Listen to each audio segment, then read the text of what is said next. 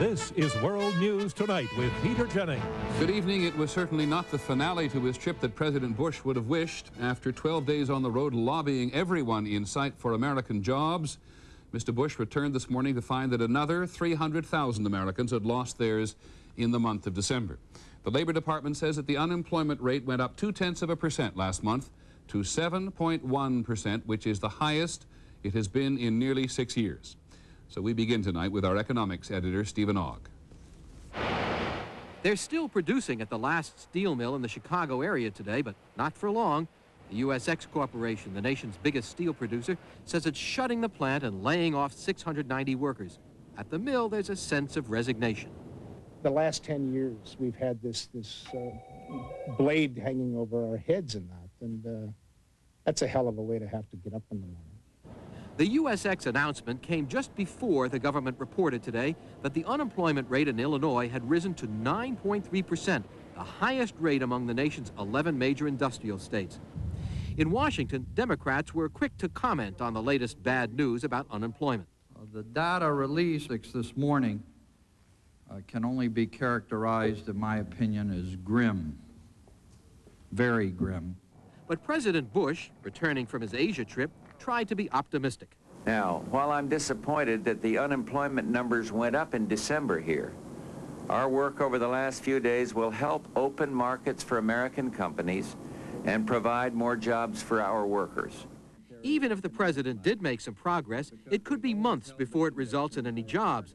And the Labor Department says there was virtually no growth in jobs during December, following a drop of 265,000 during November. Factory jobs are disappearing at the rate of 30 to 40,000 a month.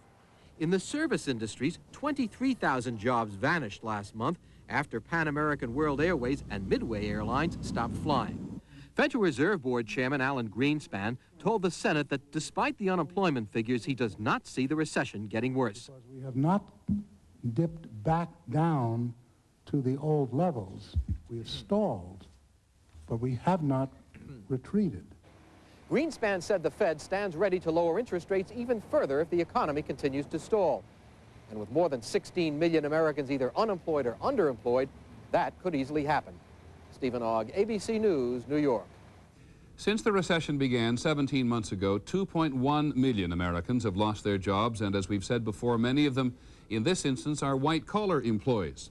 A growing number of unemployed executives have abandoned the corporate structure altogether to enter business on their own. ABC's Ron Claiborne reports from San Jose, California tonight on the new interest in franchises. Until he was laid off a year ago, Doug Calvin was an executive in the computer industry. Today, he washes trucks. A year or two ago, our income, the family income, was over $100,000 a year. This year, it is probably 20% of that. Still, Calvin took his new job by choice. He spent $15,000 of his savings to buy a franchise in a national chain called Wash on Wheels. You can go on unemployment or you can try to find some work, and I chose to try to start my own business. Former executives who want to start their own businesses, like Calvin, see advantages in buying a franchise in an established business.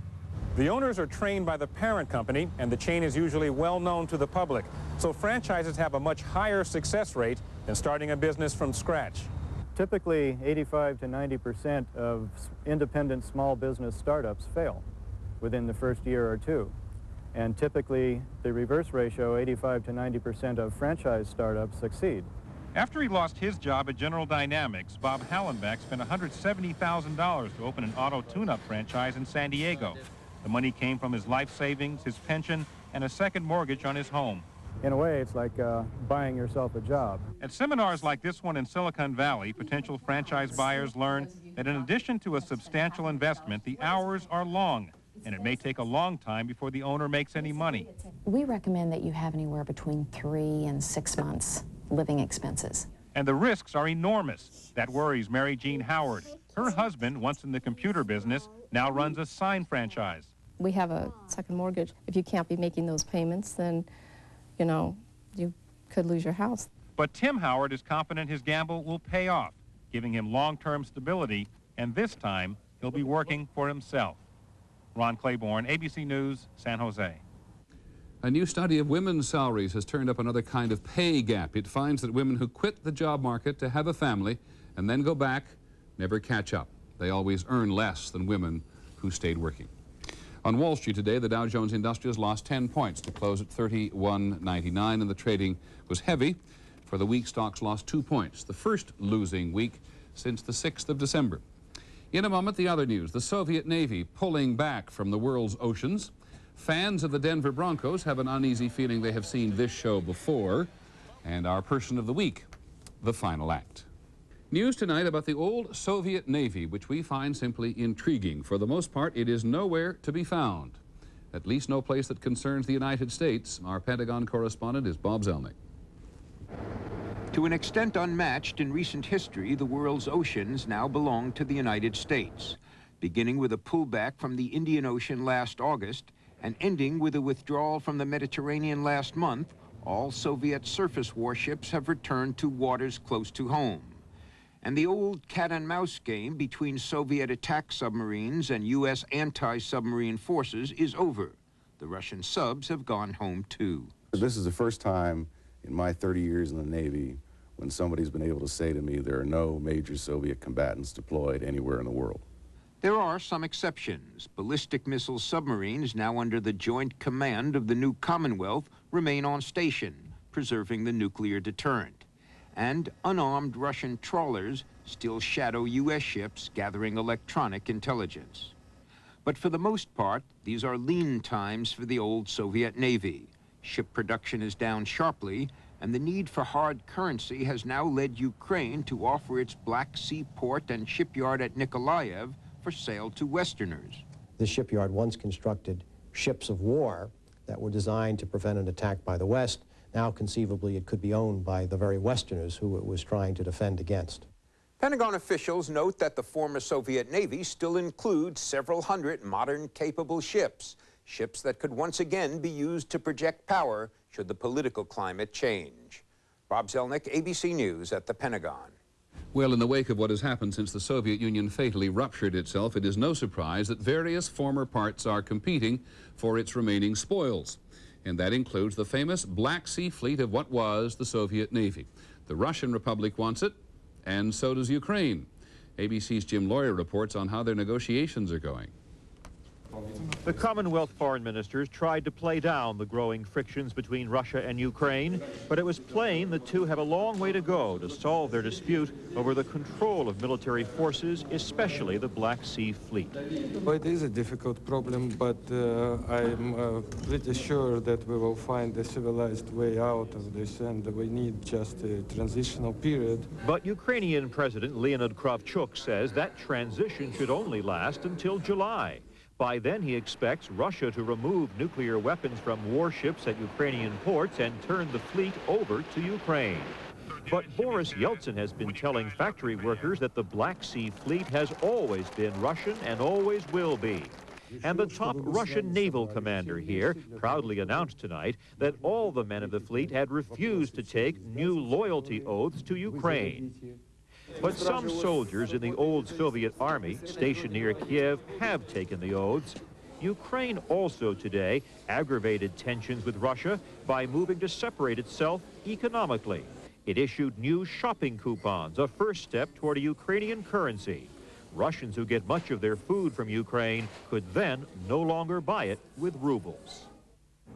But it's dispute over military authority that captures most attention here. Russian officials talk vaguely of shared control of the fleet. Ukrainians say they hold important cards. For one thing, 98% of the food the Navy eats comes from Ukraine. Jim Laurie, ABC News, Moscow. Continuing about the former Soviet Union, one thing bankers remember about the old Soviet Union: until almost the end it paid its debts on time. Whereas the head of Russia's central bank says now the interest payments on Russia's debt will have to be deferred. Otherwise, he says, the central bank may collapse. In every republic of what was the Soviet Union, food was always a problem for someone. People didn't starve, but the agony of getting your hands on quality food, unless you were a member of the very privileged elite, was something of a national agony. And as ABC's Jim Hickey reports from the Russian village of Repakhovo, the system is as mystifying as ever. Repakhovo is just 40 miles from Moscow, but the tiny village is on the end of this country's decrepit food distribution chain. At the only store in town, a familiar sight. Nearly all the shelves are empty. When they got in a shipment of sausage, another of candy, it was the biggest news in weeks. One thing they haven't seen for a while is milk. I haven't seen milk in 2 or 3 weeks, and when it does arrive, it's gone in half an hour. That seems odd because just down the road is a big dairy farm, 400 cows. Lubov Anatolyevna is one of the managers. She told us this is still a state-run farm with no say where the milk goes. The state makes us sell it all to the milk factory. We have to fulfill the state plan. Here's that plan. This milk is sent away for processing and distribution. Nearly half of it goes to Moscow. The rest goes to surrounding towns and villages, according to agreements made years ago. Repekhovo is near the bottom of the list, and often there's not enough to go around. What makes things worse is that the farm doesn't produce as much as it should. No, we can't fulfill the quotas. We don't have enough feed for the cows. The feed is also distributed through the old state supply system. It has to be rationed to last through the winter. If a free market economy takes hold here and the farm is sold to private investors, the village could benefit. The farm could set its own terms for the supply and distribution of its milk, guaranteeing these village children got enough.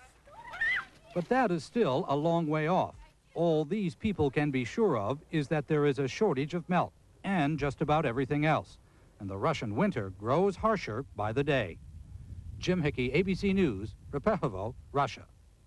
The Russian President Boris Yeltsin will soon have another chance to plead Russia's case for more food and other aid. Mr. Yeltsin will be in New York for a meeting of the United Nations Security Council at the end of the month. The White House says Mr. Yeltsin and Mr. Bush may have a private meeting. In our next segment, the mob and gambling on Indian reservations.